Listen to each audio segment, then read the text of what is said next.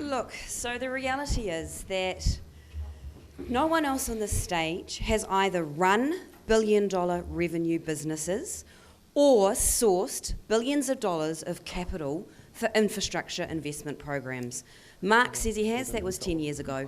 Phil hasn't been in government and run anything for 9 years. And the world has changed immensely.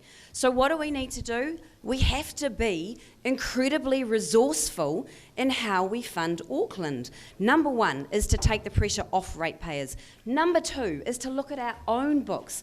We can save over $500 million, if not more, on wasted spend and recycle that into investment. Number three is the government will come to the table, and if we spend our money wisely, they will give us more. Number four is we have to target private investment in Auckland, just like every city around the world that is successful and growing does. We must tap into private partnerships. Number five, we must look at alternative sources of funding. Yes, we can look at how do we take a bigger share of the tax that the government takes in terms of growth. Number six is we must look at how do we grow a social capital investment market in New Zealand. That market is taking off globally, and we need to attract those sorts of capital, social capital, to New Zealand. But you can only do all of that if you run your organisation efficiently. People will not hand you their capital if you don't spend their money wisely. And so that's what we have to do. Be resourceful, but spend our money incredibly well. Shay Shay. 好了，现在呢，我必须要宣布把这个话题暂时的结束，因为大家会发现他们每个人的说话能力都远超我俩之上啊！如果我们再不把这个话题终止的话，下面的自由辩论环节我们真的没有办法进行下去。是的，那马上进入今天活动的核心环节，那就是自由辩论时间。那么在这儿呢，我们会准备了2个主题。那么这6位候选人呢，将根据这2个主题呢，来发表自己的观点。Now is your guys' favorite part, just the free debate, and you can. 是的，那么在这呢，我要宣布一下这一轮的规则。那么首先呢，我们是要采取起立发言，以起立的顺序来决定发言权。And the free debate will have 3 rules. Rule number 1. You have to speak when you stand. When you stand, you have to speak. Who stand first? Who talk first? 是的，那每人每次的发言时间呢，上限为2分钟。那如果超时呢，我们的工作人员会打断。The maximum time to answer the question is 2 minutes. A warning bell will ring at 1. Will be finished if the time runs out. 2 minutes. 是的，那第3点呢，就是不能随意的打断他人的发言。You cannot stop or talk over the other candidates when they are talking. 是的，那其实今天我们准备的第1个话题呢，仍然是刚才大家所关注的话题。那么现在呢，就正式让他们来交锋一下。那我们第1个话题呢，是有关于交通。我相信今天很多人开车来的时候都有一个感受，那就是 City 嘛，本来就很堵，找停车位非常难。那针对现在奥克兰存在的这些交通问题，我们来听一听6位候选人他们的观点如何。针对他不同意别人的观点，他会如何来辩驳？Okay, topic 1 is about traffic. Did you drive a car to get to the meeting today? How was the traffic condition tonight? Was it easy to find a car park for your 6 guys? And every day we have the stories about the traffic problem. Today I want to ask all the mayoral candidates what is their policy to improve the traffic problems that be the super city for Auckland. The traffic. 3, 2, 1. Who's first? Go ahead. Okay, David. The traffic problem in Auckland is defined by Auckland's geography. We're a little isthmus, right, between 2 large pieces of land, and there are 6 ways on and off that isthmus. The Harbour Bridge, Northwestern Motorway, New Lynn, Panmure, Otahuhu, and Mangere Bridge. Only 6 ways. 2 of them have got trains running through them. We need to have trains running around all 6. Okay? It's as simple as that. It's a matter of time, space, volume, and the number of people that need to be moved on and off the isthmus, around the isthmus, and across the isthmus. And until we get rapid rail in Auckland, we are never, ever going to solve the transport problem. So my focus as mayor for 3 years will be rail, rail, rail, rail, everywhere. And the more people travel by train, the less they'll be on the car. That will solve the congestion problem. Thank you. wanted to stand up quickly because this is the #1 issue of concern I hear about as I go around.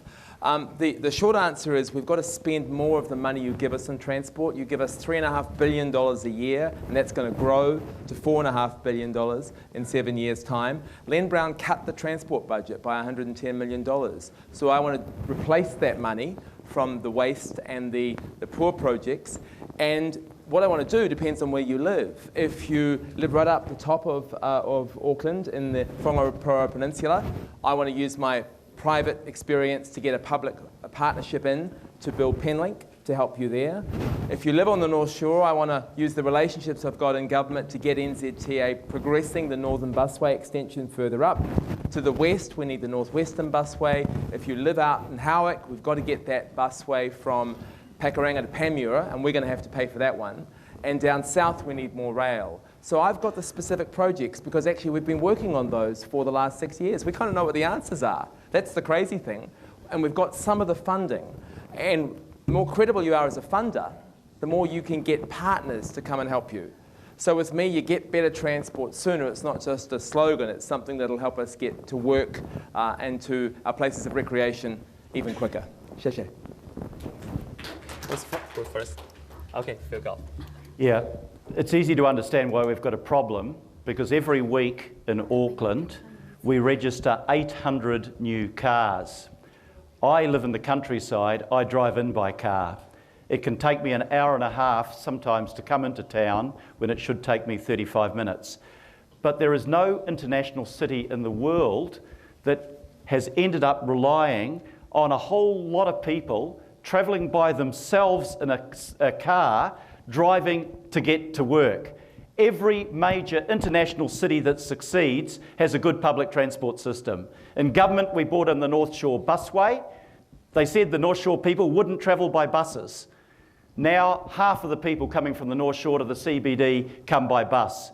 We electrified and double-tracked the railway lines. When we've got the CRL, we will double the capacity of rail, and rail numbers are going up by 22% each year. We need more busways. We do need light rail. I agree with David on that, because we've got to have a rapid transit system to get people around our city so we don't waste $3 billion a year with people caught up in congestion and gridlocked. We've got to change that. It's a first priority.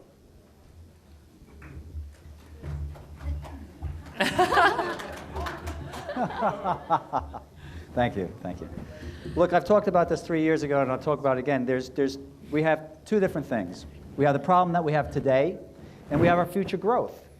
One of the things we need to make sure we do is that we grow in a way we don't keep causing the same problem over and over again.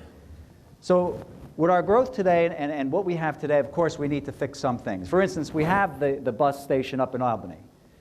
There's not enough parking. If you don't get there by 6:30, you can't use the bus station. And I don't understand why they don't build more parking so people can get onto the buses.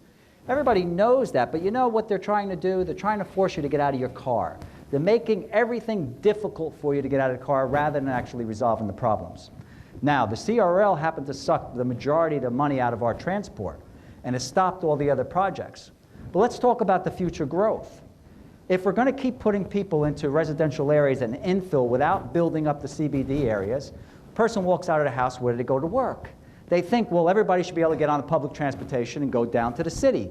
But only 12% of the people actually work in the city. So if you put another 1,000 people in Kohimarama or Mission Bay and St. Heliers, 880 of them have to use their car.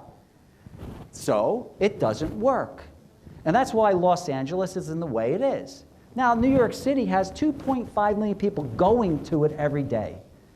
And if you're coming from Connecticut, the first major city is Greenwich, Connecticut. And between New York and Greenwich is Forest. So what I'm saying is what we have to do is we have to look at our growth, and we have to manage it in a way so it doesn't cause the same problems. How do you do that? You try and build areas so people actually live, work, and play in those areas. They don't need their car. I talk about building a satellite city down in South Auckland.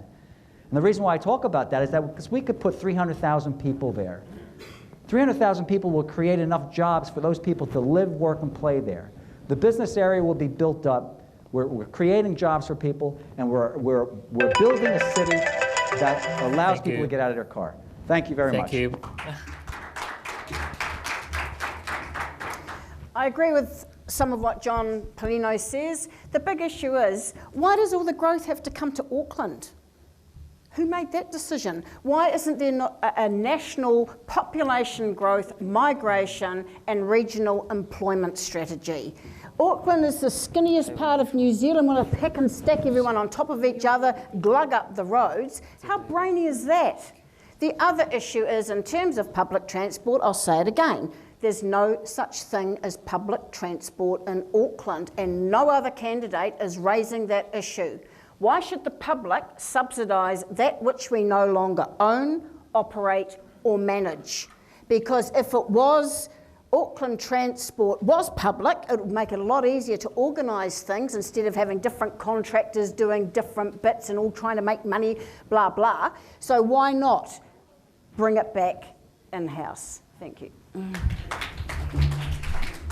So I caught an Uber here tonight, and I did that because it takes me 20 minutes, 25 minutes to walk here for the 3-minute bus trip.